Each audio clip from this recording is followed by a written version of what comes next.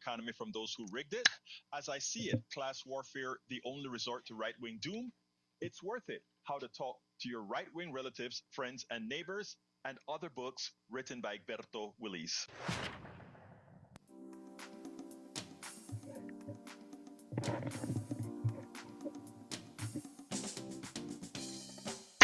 Welcome to Politics Done Right. My name is Egberto Willis, your host. Good morning, Houston. Good morning, Harris County. Good morning to the great state of Texas. Good morning to the United States of America. And of course, good morning to the world receiving our signals via the magic of the internet, formerly known as ARPANET, created by whom? Again, we the people, now controlled by a plutocracy that we must haul back control of. A plutocracy that is controlling not only our internet or forms of communication or methods of communications or universities, our colleges, our schools, our high schools, middle schools, our entire system, churches, got to grab it back, folks, and we will. Anyhow, without further ado, let's go ahead and get to the studio with some knowledge from the one and only Jacques Van Bebber. Good morning, Egberto. How are you? I am doing fine, my brother. Talk to me. All right, I'm just going to do your headlines, your topics. Adam Green, a bold progressive, discusses the Democratic Party and what ails it. The Democratic Party's ails lie in its lack of authenticity and economic populist messaging. He emphasizes the importance of candidates who lead from the heart, challenge corporate villains, and embody outsider energy rather than insider caution. Green also says Democrats must move beyond the technocratic policy speak and embrace emotionally resonant storytelling if they want to win back the working class voters and rebuild trust. The next one is mass layoffs at John Deere follow depressed sales caused by Trump's tariffs. Manufacturers like John Deere have lost millions, but the working people are the ones hit hardest by President Trump's disastrous economic policies. And then Texas Senate fast tracks THC ban, flood preparation, and bathroom restrictions for transgender people. I understand the need for flood preparation, but the THC ban and transgender bathroom restrictions seem pretty petty and could lead to bathroom violence against the transgender person. Yeah, I mean, our senator, state senator, Molly Cook, went out on and she interrogated one of the senators who are trying to get this bill passed, pointing out how many. Again, we have some crazy men out there, and it always seems to be men. You wonder what's wrong with some of us. Go into bathrooms. They fall. They see women that may have strong attributes, meaning I shouldn't say strong, that's not the right word. Maybe a little male looking physicality, and they would go in there and follow them into the bathroom and harass them and do the works. It's just a pity shame. And this bill will exacerbate it because it gives people the feelings that they have the right to determine who's male or female. It is, you wonder if these people don't have something better to do. They should. But anyhow, yeah. Anything else, Brother Jack? No, that's it. All right. Well, look, folks, I want to get started this way. I mean, yeah, those are the three topics that I want to discuss. But at the end of the day, and sometime during the day, I follow a whole lot of good folks, some professors and others on TikTok, and I ran into some videos that I generally want you to hear because again, they come out with some information. Now, yesterday one of our callers said, he's really tired of hearing about Trump, and I tell you, I understand, but in an autocracy, everything revolves around the autocrat, the Führer, right? Because again, that's what it is, an autocracy. And interesting enough, an autocrat cannot work without the support first of the people that immediately are beholden subjects to him, and then the mass that enough of the population that goes ahead and acquiesces to him. I mean, that's just how it is. He cannot survive without folks giving him or ceding him the right to survive. And we many a times want to really blame or MAGA very hard. People that themselves are not sophisticated politically, and they take their cues many a time from the people that they've elected as leaders. Look, you don't have to like Republicans like Marco Rubio and all these folks, but guys that have reached the level of, let's say, Marco Rubio, Ted Cruz, or any other senator, Schumer, Hakeem Jeffries, there's a certain amount of respect one feels for these guys to have achieved their political political status, if you will. So people look at that. I want to play you a TikTok that hit me last night, and let me get that ready.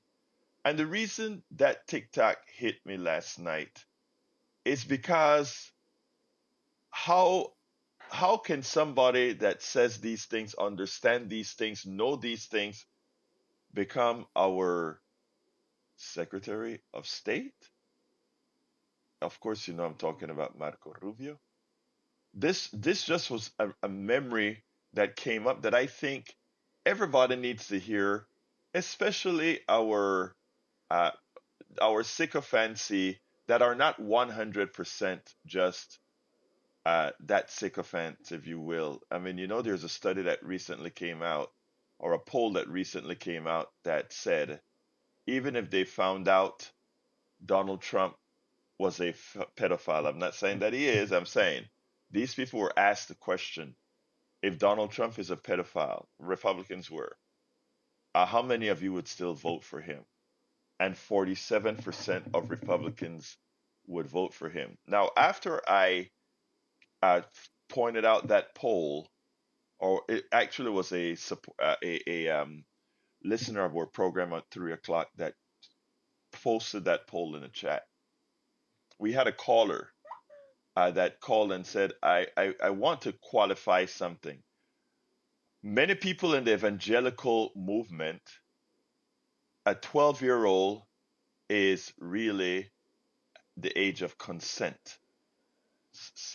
It sounds sickening to me, but again, that's what she said. And these people that follow the Bible and etc., there's something that gives them the ability to say that that age is correct, is okay.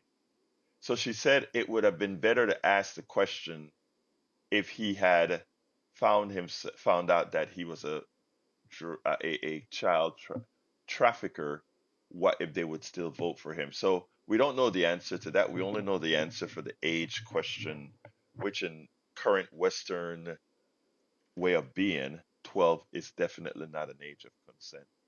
But anyhow, Marco Rubio, this is what he had to say about the man, and now he is the Secretary of State. Check this out. Let me tell you something. I will never quit. Stop. I will never stop until we keep a con man from taking over the party of Reagan and the conservative movement. He's a con man. He's a con man. He's a con man. I'll tell you why. Number one, look, people are angry and frustrated and scared about the future. Okay? People are working harder than they've ever worked in their lives, and they're running in place. And he swoops in and is taking advantage of that. He's taking advantage of that. He's telling people, I'm going to fight for the little guy. I'm fighting for the working class. Here's what he doesn't tell them. He has spent a career in business, 50 years, sticking it to the little guy. Sticking it to the little guy. When his companies went bankrupt, the first people that didn't get paid were the subcontractors. The plumbers and the pipe fitters and the people that laid bricks and all those people that worked for a living. They didn't get paid. He got his money. They didn't get theirs. He's going around telling people, oh, I'm fighting to keep other countries from taking our jobs. What is he talking about? You ever bought a Trump tie? If you buy a Trump tie, you're not just getting a tacky tie, you're buying a tie made in China or in Mexico.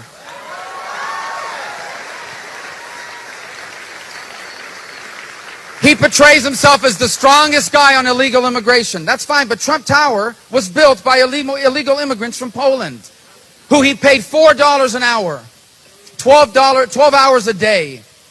Okay, a judge found that he was involved in a conspiracy to defraud these workers of their pay. Even now in Florida, he has a hotel or something down there.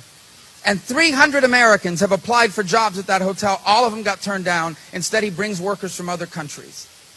He acts like he's some sort of tough guy. He's not a tough guy. This is the first guy that asked for Secret Service protection. First guy. The other day, he told the protester, I wish I could punch you in the face. Donald Trump has never punched anyone in the face, okay? Donald Trump has never punched anyone in the face. Now, Donald Trump says both he and Netanyahu are war heroes. Wow. Wow. I mean, this is what these folks are falling at. And I guess the reason I play something like this, of course, is the expectation that some of this, the first time people go to the exchange and notice that the prices are up to double what it was last year, it'll give them that extra push to say, oh, this guy really needs to go. This guy is really wrong. And that some of the sycophancy will subside. Marge K says, respect. Those are idiots that need a daddy to tell them how to feel, to think, and act. Action speaks better than the lies they spew. Uju says, oh, Marco, I wonder where his soul is. His parents must be so proud, I guess. That's how he feels about the person he now works for. Put that in our pipes and smoke that. That is so amazing. Now, there's another one, right? That I want to point out. I want to point out what power and resistance and fearlessness look like, feels like, sounds like. The mayor of Boston, a woman who in her tonality expresses her strength, not doing what even many of our own Texas Democrats have done, but came out swinging. I'll talk about the Texas Democrats in a minute, but let's go ahead and listen to what she has to say about the thug in chief sending her, or his court sending her a letter, because this is rather important as well. Let's do that and then we'll move on. Last week, Boston received a letter from the Attorney General of the United States threatening to prosecute city officials and withhold federal funds unless we cooperate with carrying out mass deportations. Silence in the face of oppression is not an option. The U.S. Attorney General asked for a response by today. So here it is. Stop attacking our cities to hide your administration's failures. Unlike the Trump administration, Boston follows the law. And Boston will not back down from who we are and what we stand for. We will not! We will not back away from our community that has made us the safest major city in the country and a leading example of why cities around the country make this country safer, healthier, and more prosperous for all Americans. To all the federal officials attacking communities that embody diversity, creativity, and moral clarity, we mayors said this in D.C. nearly 6 months ago, and I'll say it again today. You are wrong on the law, and you are wrong on safety. Most of all, you are wrong on cities. The cities that live in your minds are totally foreign to the residents living in our cities. Over the last several months, we've watched Donald Trump send the National Guard into LA and DC to stoke fear and disorder. Boston stands with these cities as they sue over his abuse of power. We have reviewed those cases, and we are prepared to stand up for our city's rights if we need to. Your attacks all come back to a common aim. The Trump administration seeks to divide, isolate, and intimidate cities and make Americans fearful of one another. But Boston is proof of something far more powerful than lies and intimidation. That safety and community come from loving your neighbor as yourself. This is our city.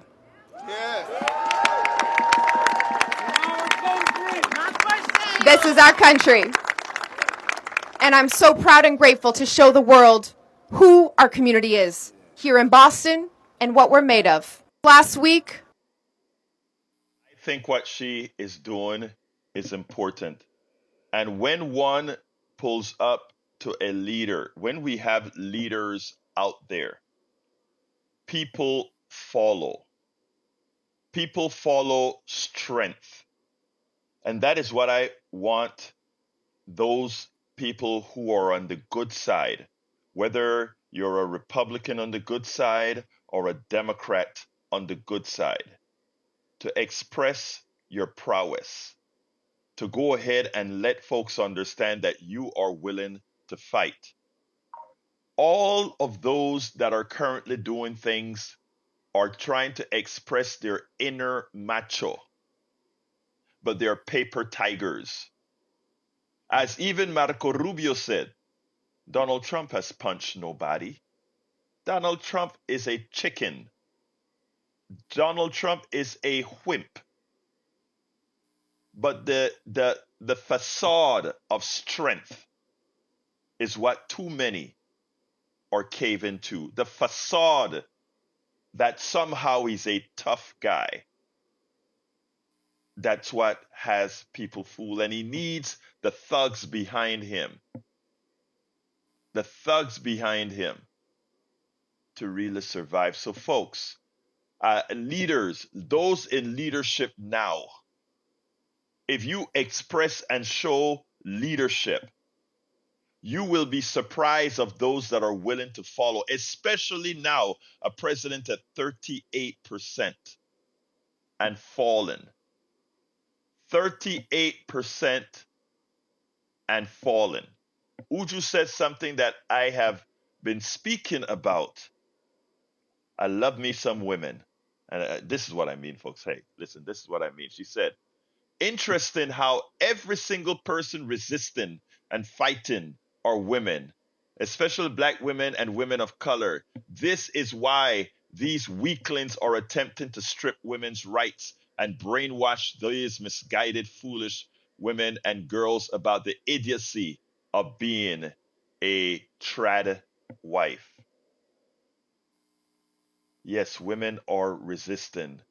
Women have a lot to lose. Women were the last ones in this country to get the official right to vote.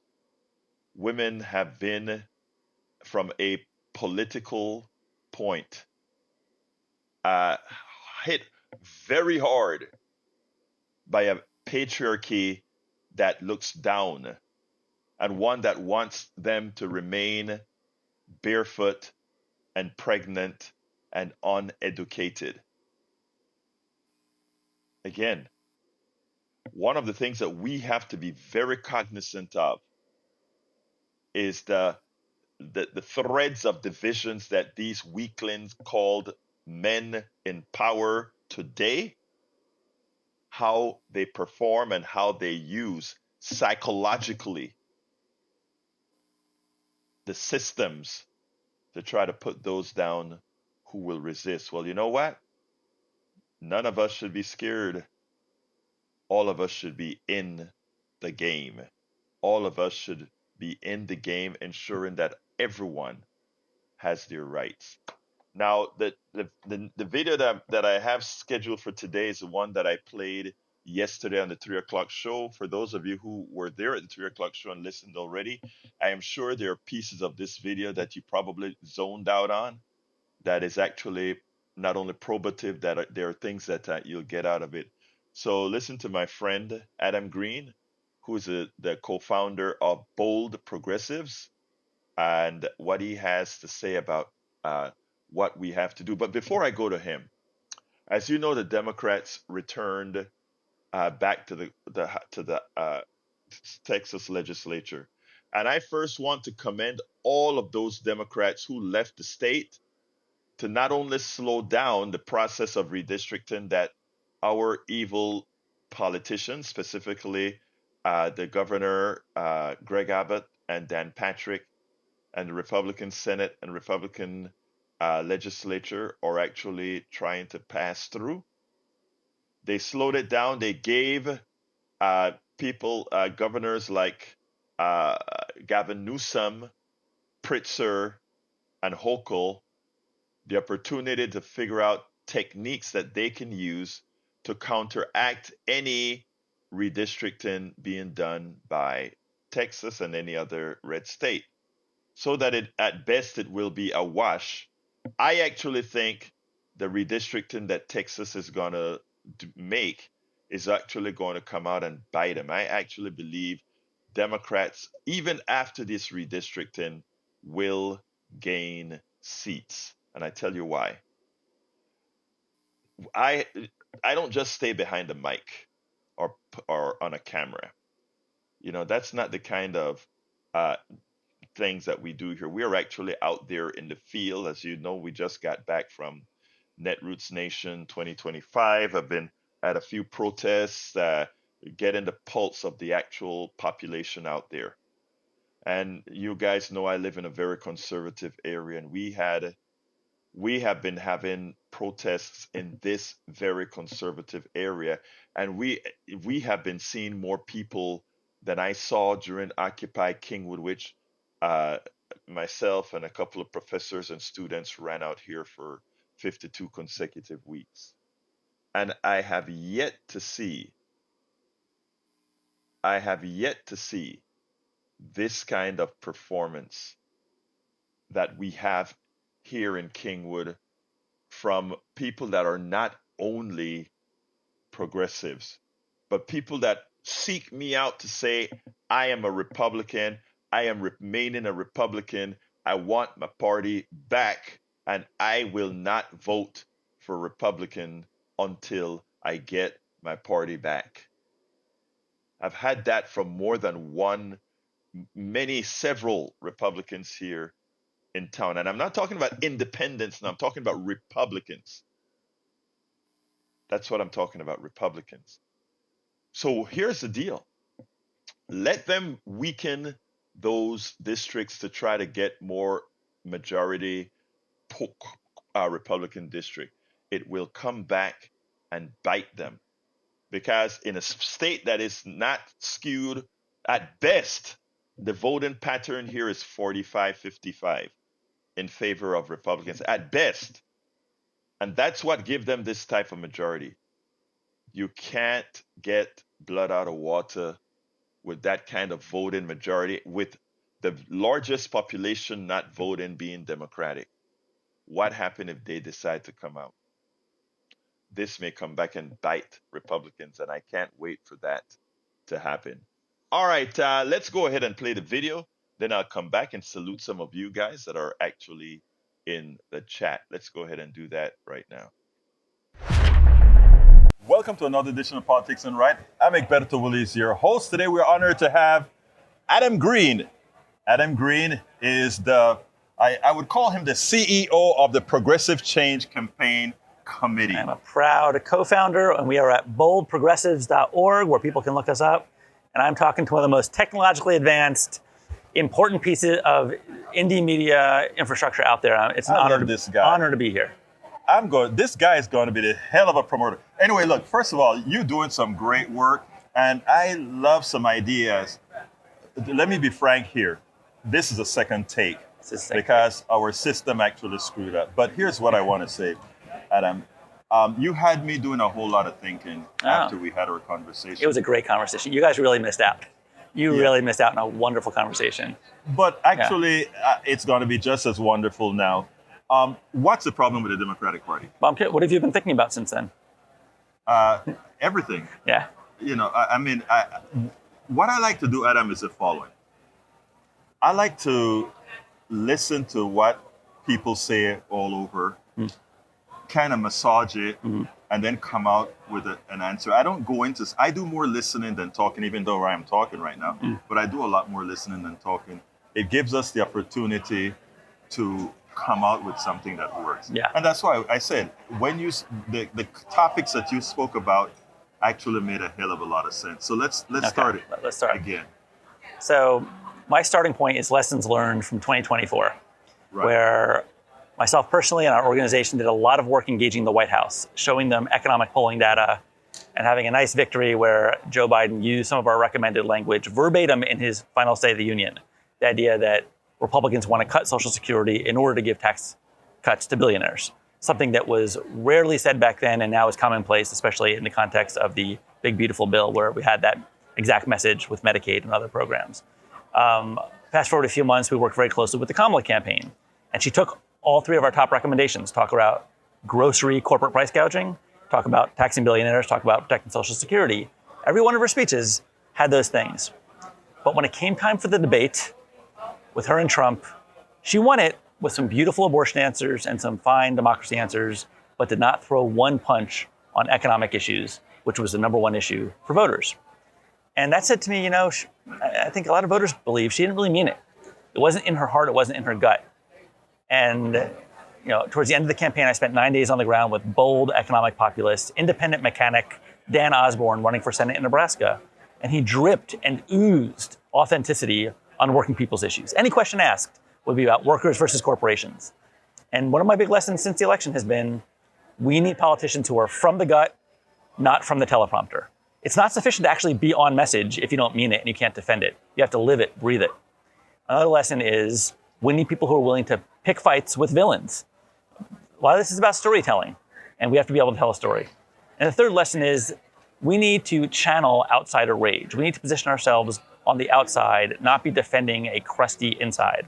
And Hillary Clinton represented the inside while Donald Trump represented the outside position. And unfortunately, the same is true with Kamala by the end of the campaign. So those are my big three lessons. We need to have from the gut economic populism, pick fights with corporate villains, and channel outsider energy in order to get back on track and win again. Now, one of the things that impressed me with some of the stuff that we were talking about earlier is you went as far as stating that AOC was actually viable because of where she stood. She did a test that pointed out that AOC, had a lot of Trump voters, or a lot of Trump voters voted for AOC. Yeah. What's your thought about that? Kind of express what we discussed on that. Yeah, after the election, AOC noticed that a lot of her own voters voted for Trump, and she posed a question on Instagram, why'd you do it? And the answer was not that there's some weird Venn diagram of Medicare for all supporters who don't like immigrants. That's not why people like Trump and Bernie or like Trump and AOC. It's that they said, you are challenging the system. You're busting up the system. So's he. That's why we voted for both of you. And it's really important for Democrats to keep that in mind, because it's not just about this policy or that policy. The threshold question for any, especially presidential campaign, is, are you channeling the outsider vibe right now? And if you're not, I think you're disqualified. So Gavin Newsom, please, no, he's out. He's out. He's not authentic. He's not an outsider. He's just like a creature of the inside. But there's some people in the middle. I love Ro Khanna. I think his policy positions are great. He's a wonderful, warm human being on a personal level. If he won the nomination, I'd be very happy. But also, I wonder, are the same mechanics and union people that supported Donald Trump and supported Dan Osborne, who I was on the ground helping in Nebraska, looking at Ro Khanna or someone like Pete Buttigieg and saying, that's my guy? I don't know. I think there's some gray areas, and we have to figure that out as a party. Now, you mentioned Ro Khanna earlier, but there are some others that kind of tickled you as well. Who tickled me? Well, we earlier mentioned, after I told you about the judge in North Carolina, the Supreme Court Justice, I think her name was Riggs. Her name is Riggs. Yeah. We pointed out that is a type of authenticity and aggressiveness that people were looking for. I don't quite remember the other person that we counted, but it was a person in Michigan, a person in Iowa, and a person in Maine. Yeah, you know what I'm talking about. Yeah. So what we're reflecting on is that in order to save the country and fix a very broken Democratic Party, one way of doing it is have a bold, inspiring person run for president, win the nomination, win the presidency, and have the courage and backbone to push the rest of the party out of the way and say, this is my party now. It's not just about winning a few more inspirational people in Congress. It's about somebody who will reshuffle the entire deck and rebrand an entire broken party. And it's like, what would ever have to be true for scared electability voters, people who in 2020 were like, I love Bernie or I love Elizabeth Warren, but they just can't win. I have to vote for Joe Biden, right? How do we get them back on board for an actual transformational person? I think the answer is we need the optics of the 2026 election to be that someone bold, inspiring, transformational won in swing states and swing districts. That has to be the chatter, the conventional wisdom. And working backwards from that goal, there's a really important Iowa Senate race where we have, in a primary, actually 2 economic populists, either of whom would be good. J.D. Scholten, who was at this conference, Nathan Sage, who's a union guy and a veteran, both running for this nomination. If they knocked off Joni Ernst, the person who said everyone will die when asked about Medicaid cuts, so heartless, that would be a shockwave. No one sees it coming. And Iowa is the first presidential state, at least on the Republican side now. In Maine, we have Katie Porter's chief of staff, Jordan Wood, also worked for End Citizens United, anti-corporate money, anti-corruption, running against Susan Collins. He raised $2 million in his first quarter. If he knocked off Susan Collins after so many people tried, and it was somebody on an anti-corporate money message, anti-corruption, that would be huge. And then in Michigan, at this conference, Abdul El Said is running for Senate. And he's an economic populist, he's pro-working people. And Alyssa Slotkin, who's a fine Democrat, won that seat in the last election. But if a bold, vibrant, economic populist progressive also won in Michigan, that would prove, you know what? You don't have to be whatever your definition of centrist or moderate or mushy is. You can be vibrant and still win in the Midwest. So those are some of the people that I think if they won would set the tone, set the conditions for the 2028 primary that would allow people's heart and head to be united and vote for someone truly inspiring, which we need to save the country and save the Democratic Party. I think, believe it or not, in a sort of different way, I think that's what Trump proved, isn't it? Because what he did is triangulated Democrats. Yeah. He became to the working class what Democrats thought they were. Yeah. Yeah. I mean, he outflanked us on some of our actual issues and certainly on the vibes. Someone, my friend Jen Ancona, who's done some research on Democratic ads versus Republican ads, was telling me today. So one of the benefits of the file being corrupted is that here's a little update for you. She was saying that Republican ads are 80% storytelling and our ads are 80% policy. Yeah. And they were saying Trump ads would be like, he's the guy who wants no tax on tips. He's the guy who wants no tax on Social Security. And then it's like 25 seconds of just like on your side, economic populism, pro-worker stuff. And our stuff is like, wonky policy here and wonky policy there and, cut art and weird fonts and nothing personal. And it just isn't emotionally compelling. And that's something, our storytelling is broken. And therefore, a lot of working people thought Trump's my guy when they shouldn't have. So we got to repair that. And that's why we need, outsider vibes, people who are picking fights with corporate villains, and people who are, just not perceived as of the system. I tell you what, as an independent journalist, that is something I have had to learn. That is something that I'm learning. For a long while, I was a front page or an actual contributing editor to Daily Kos. And now, what is the Daily Kos? The Daily Kos is the largest. In fact, it's where this started. Yeah. A little bit of a joke there. Okay. Yeah, I know you're joking. Okay. I know you're joking. Yeah. But a lot of people don't know. Yeah. So it's something we have to express. It's the largest progressive rag out there, and for the longest time in writing, that is where I think I failed. Because I had all the answers. I'm an engineer by training, and I had all the answers in numbers. And I always tell people, for me, it's all about numbers and facts. Unfortunately, for most people, it's not numbers and facts. It's about what I feel and where I am. Yeah, that's exactly right. Somebody else at this conference told me that people remember a statistic for like X number of minutes, basically, or it might have been seconds, but stories stay with you. Right. And that's why I think it's important to talk about how Dan Osborne, when I was on the ground watching him, any reporter or voter who would ask him a question about economics, immigration, climate, he'd always make it about workers versus corporations. Right. Not because he was media trained, but because that's who he was. And we need people who just are from the gut like that. In contrast, I actually showed a video at a panel that I led yesterday, and it featured this guy named Derek Thompson. He is the co-author of Abundance with Ezra Klein, at a panel in DC about a month ago called Welcome Fest, where he was on stage and he said, some people say, this is like a big centrist, branded conference, I'd say. He's like, some people say Donald Trump has a story and people on the left have a story and we in the center need a story. You know what my answer to that is? Stories are for children. We just need policies and plans. Wait. And this is a guy. That was with the book plan? This is, to be fair, I don't believe this is in the book, but this shows the political instincts of this particular author of the book, who's up on a stage in front of a bunch of politicians, giving them this ridiculous political advice. And one of my critiques of Abundance, having not read it, but assuming that I would like some of the things in it and not like others, is it was not written to be a political document. It was written to be a wonky behind-the-scenes policy document that has been misinterpreted, given our loss, as some kind of political mantra. And meanwhile, the guy who wrote it, who's a policy wonk, is like, we don't need storytelling. Yeah. Oh my God, did he pay attention to all of the Trump elections, right? It's a crazy notion, but that's why I say we need to be willing to pick fights with villains and tell stories. And not all Democratic politicians believe that. Some people say, I'm fighting for everybody. Imagine a Superman movie with no villains. How boring a movie would that be? If Democrats are the hero of our own story, if progressives are the hero, we need to be fighting someone. We can't be fighting. There's no such thing as fighting for everybody. About that Abundance book, it's interesting because I refuse to read it. I thought about actually buying it, and I don't have much time to read these big books anyway. Yeah. But one of the interesting things that it came out and some of the messaging was really to sort of protect the corporate class in it. They were talking about abundance, but in sort of a manner that ensured the corporate classes maintain the status quo.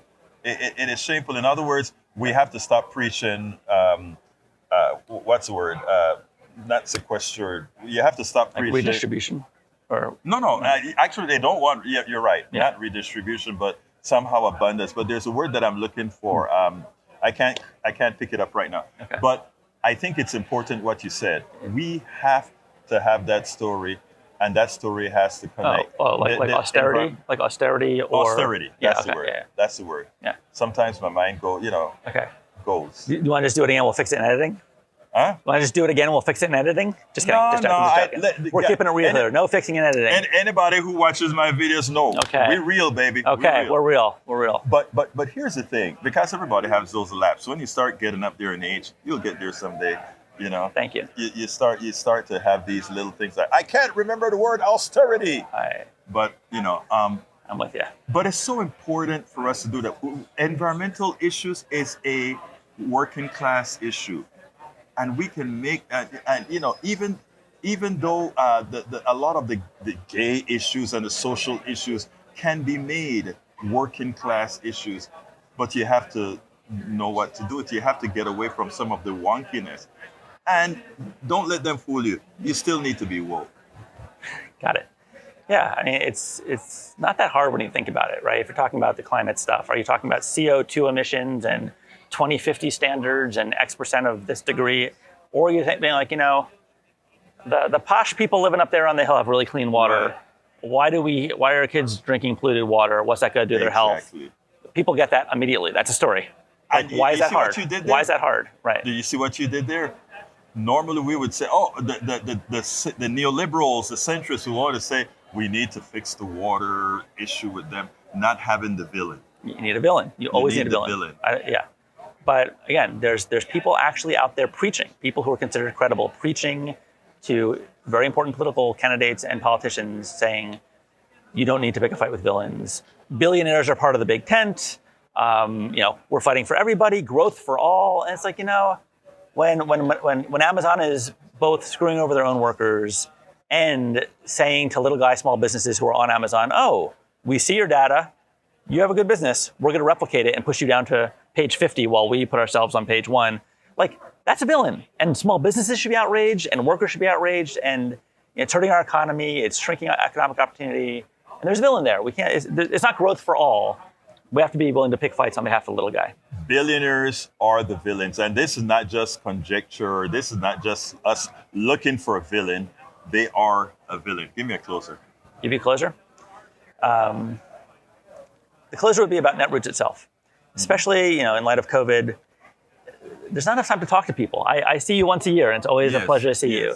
And you have these wonderful conversations. You have conversations in the hallway. I've reflected in this conversation of other conversations I've had. Right. And it's really important that as a community, we make time to actually talk to each other, think together, and plot together a little bit. Because, the big guys they talk. They get paid to talk in the Chamber of Commerce rooms. And we got to make sure we're organizing together. And it's really an honor to be here with you and with our fellow compatriots here who care about indie media and independent thinking. Well, Adam Green from the Bold Progressive Change Campaign Committee. You have to tell people how they can support you. Sure. Well, we actually invented a $3 ask. Back when people were asking for $20, we were like, if you can afford $3, chip in at boldprogressives.org. It was very heartwarming when we got off the ground 16 years ago that senior citizens would write us handwritten notes saying, I can't afford $5 or $10. I can do $3. I really believe in your mission, so here it is. And we keep that in our heads all the time as we're hiring people and doing our activities. But we do half elections, half government relations, and it really makes a difference when people go to boldprogressives.org and chip in. Follow us on our social media accounts, Bold Progressive. I'm Adam Green across social media. So please follow us and get involved. We're thrilled to work with you. I want to add something here, and this now is some serious statement about progressive groups. I come to Netroots every year. I try to get as many people on as possible, and I try to get as many people who have organizations to come out here and talk about their organizations and how you can actually help those organizations do the good work that they're doing. A message to any of these organizations listening out there. In this business, which is supporting people, 1 + 1 is not equal to 2. 1 + 1 is equal to 3. 1 + 1 can equal 10. When you collaborate, you can get a wider net than trying to get the net alone. Adam Green, it's been a pleasure speaking to you. Thank you so kindly for having been here. Thank you, sir. With Politics Done Right. Always. Thank you for all you're doing. That was Adam Green from Bold Progressives, very important group. Welcome aboard, Jennifer Hunter, Joseph Tucker, John A., Sandra Digler, Kat, Susie Renard, Lady Historian, Margaret Rand, MXXS, let's see, Marlon Miller, Maria Miller, Richard Hogan, MD, PhD, DBA. All right, let's see, Emmanuel Anor, Antoinette Norden, Marge KJ, how you doing? Beautiful. Richard C. Brown, James Schaffel, and on our other links, we got Glenn Rand. Hey, brother Glenn, how you doing, my friend? Margaret Rand, PM4455, Harry Denson from what am I saying? From Missouri City, Texas. Wesley Pipes, who seems to be a great Trump supporter, wants to know if he has done anything positive. The short answer is no. And if you think he has done something positive, why don't you call in and tell me what it is? Because I'm dying to know what he did. I'm not talking about what the system has done, what are the things that he hasn't blocked from being done, but what has he done? Lisa Blair from Atlanta, Georgia, welcome aboard. I think I called you out right, Harry Denson. Yes, I did, from Missouri City, Texas. And if I missed you, forgive me. Let's go to Betty. If this is a Betty I think of, I haven't heard from you in a while. Beautiful Betty, come on in. Yeah, it is. A long time no talk. Problems, but I want to ask first, is your wife okay after the accident? Yes, my wife is okay. You know, it was on the news. The whole works with the white pickup truck that jackknifed her. But anyway, yes, thank you for asking, Betty.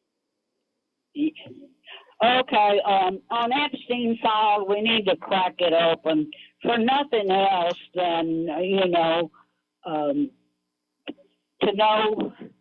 know is better to know than not to know. It's just like one of my sisters. She told me she smelled her pants, and I said, okay, I'd rather know than not know.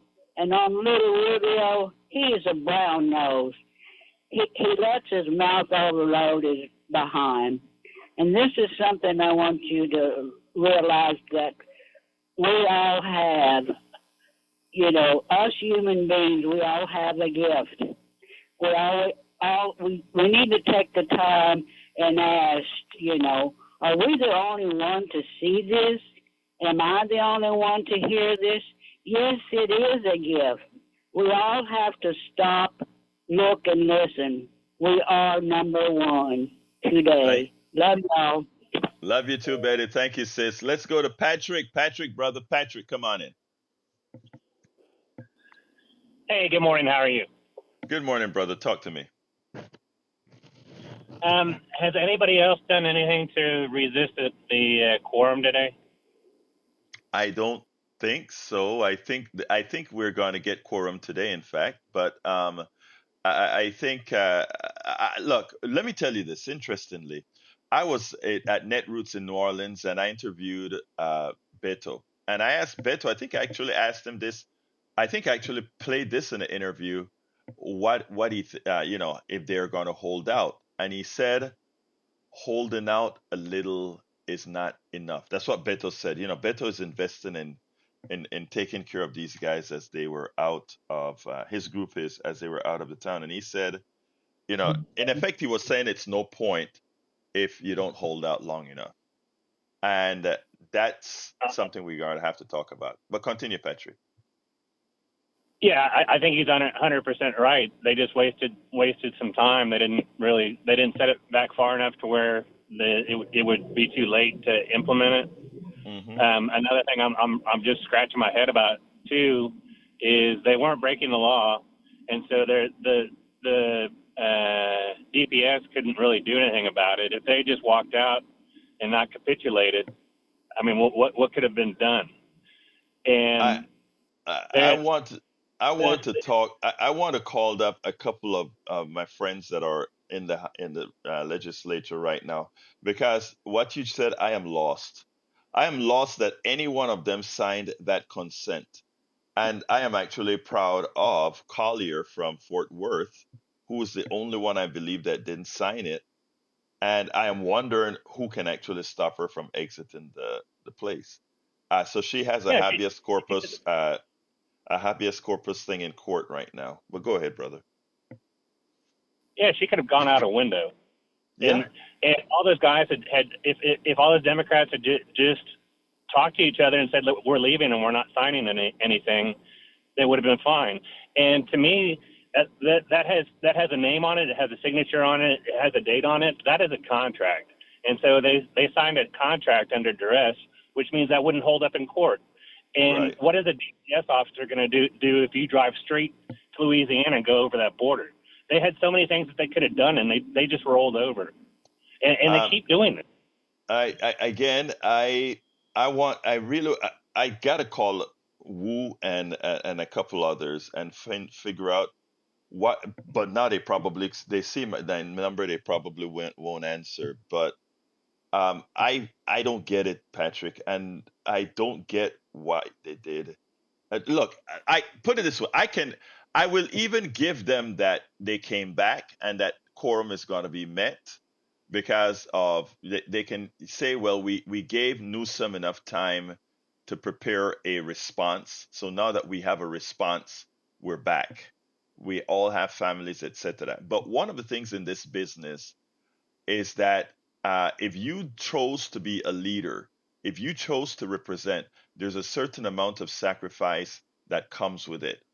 I chose to be an activist journalist. There's a certain amount of sacrifice that comes with it. So nobody needs to feel pity, mercy, or anything for anything that folks who chose that position to do. So I really want to hear the rationale behind why they signed this thing and the rationale behind the other. Folks, the number on the screen is incorrect. The number to call in is 713-526-5738. I'm sorry for putting the wrong number on the screen. I've corrected that. Anything else, Patrick, before I get to Donald, Jimmy, and Brian? No, if you do get to talk to any of them, tell them I'm extremely disappointed, and if I can outthink that strategy, they should be ashamed. Yeah, I don't get it either. I've really have to figure it. And I like these guys, and these guys had shown a strength that I thought was going to be different than they did in the past. But sometimes your that humanity part comes in, and it's like, well, I'll talk about that another day. Thank you very much, Patrick. Have a Have a good great one, day. brother. Let's go to Donald. Come on in, Donald. Hey, good morning. You know, Good you morning, can always brother. find Egberto in always find Egberto in archives. If you miss his program or any of the other programs on KPFT, you just go to the archives, scroll down to the program you want to listen to, and you can listen to it anytime. Thank you, brother. Egberto, Appreciate we're you. different. We're different as night and day. But you know what went through my mind when you said you was out in the field? I don't think he's picking cotton. I think he's in an air-conditioned building setting up the IT so everything functions properly. Well, guess what? Let me, I love you, Donald, but you're wrong. I am out there sweating. I carry a rag with me. Okay, I carry a towel with me. When I was out there with Occupy Kingwood, I was out in the field, not picking cotton, but if I had to pick cotton, I would. I was out. Listen, you know what I told my wife one time, right? I said, because I've always been like a solo businessman after working for corporate America for five years. I said, when things don't work out, if I have to go flip burgers, I'll do it with honor. So there you go. So no, That's you're right. wrong, Donald. That's the You're hard wrong. work. I was talking about for the conference we went to, the conference in Louisiana, so that you could set everything up and get us the information, which is good work. Yeah. But, you Well, know, thank you. Kamala said some bad things about Uncle Joe, too, and, Yes. She pretty much called him a racist right there on TV, but that's what these politicians do. And speaking from the heart, that guy needs to hush up because we don't need to hear that because that's how you guys can win. So I'm trying to now you can't speak from the heart. Because I if hear you you, write brother. it from your heart, it's coming from your heart and there's no filter, guess what? That's the politicians we need. You need to not have a filter, not be thinking about what you're saying. Just say what comes from your heart and have something to back it up because who cares if somebody calls you this or says this? Go, Right. no, I'm going to do this, and this is how I'm going to do it. So you either listen to him, you either want action or you want the same status quo. And that's what the new politician has to do. It's not a politician. It's actual, you have to be a real person, speak from your Amen. heart, tell us how Hey, you're going to solve the problems because hey, we're in some Donald. problems. You're right. Got to go, Donald. But you nailed it, and that's why Mandami is continue to soar in the polls. Thank you, my brother. We'll talk tomorrow. Got to go to Jimmy. Thank you, Bye-bye. brother. Brother Jimmy, come on in. Yeah, Representative Gene Wu was quoted in the paper the other day as saying that this redistricting bill was racist, and they were going to take it to court. So I think that's how they're going to fight the bill. They'll call it racist and see what the courts say about it. Anyway, I want to your general audience there, I want to say everybody out there listening can do something to make a better world virtually every day by volunteering or donating to their favorite organizations, whether it's the West Houston Assistance Ministries, the Memorial Area Assistance Ministries, the Houston Zoo, or the Amnesty International, or whatever. Y'all can donate or volunteer for those organizations. Everybody can do stuff like that to help make a better world. You are so right. Thank you for that, Jimmy. You have a wonderful rest of your day, my brother. All right. Egberto, thank you.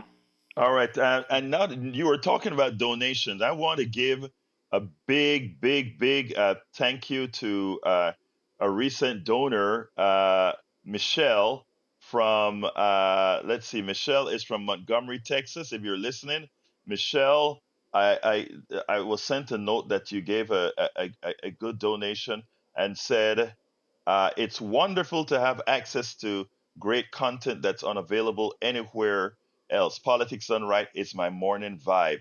Love you, girl, and thank you so kindly for that and the contribution to KPFT. Let's go to Brian. Come on in, Brian. Yes, you do know that President Donald Trump met with Kim Jong-il, a dictator from North Korea, No other president has ever done that. You do know that Putin said, I would not have invaded Ukraine had Donald Trump been a president. You do understand this.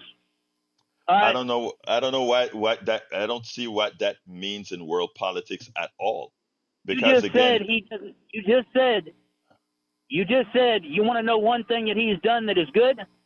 I just told you two things. I don't see how any of those are Okay? good. How what did he accomplish by meeting Wait with a minute. He is in trying to Geneva? broker a peace.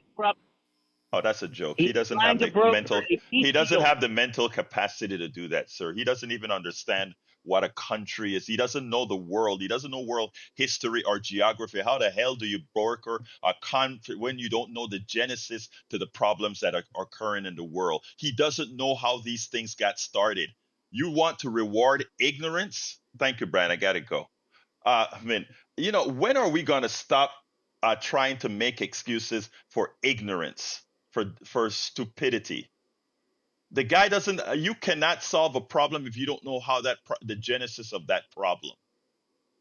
And he doesn't. When he speaks, it's quite understood that he doesn't know how North Korea came to be. He doesn't know how the Soviet Union came to be and how it broke down into Russia and the other countries in the world. He doesn't know these things. So how can you broker a deal when you don't know these things? Again, we don't. What America did by electing this person is rewarded ignorance. It has lowered the bar as to what it takes to be a leader who can actually solve world problems. Let me pass it on to the studio where Brother Jack is in. Jack, anything you want to close out with? Yeah, 50 years ago today, Viking 1 was launched. It's good to protest. It's better to withhold spending and cut back on consumption to send a financial message to the plutocrats in D.C. They're destroying your economy while they pay themselves. Fight back. Please fight Abs- back. Thank you, my brother. Can't say it any better. Anyway, folks, thank you for listening. The rest of the program is at politicsdoneright.com/newsletter.